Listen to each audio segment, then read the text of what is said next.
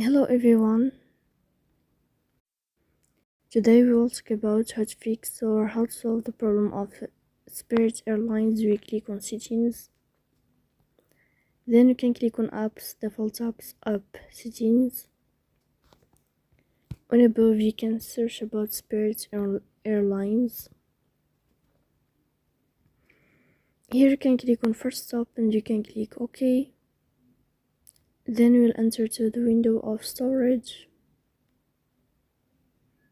Here you can click on clear cache. Don't click clear data because that can delete your account.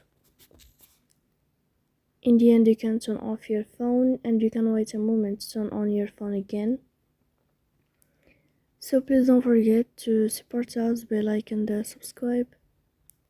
See you next time in another video, and thank you for your attention.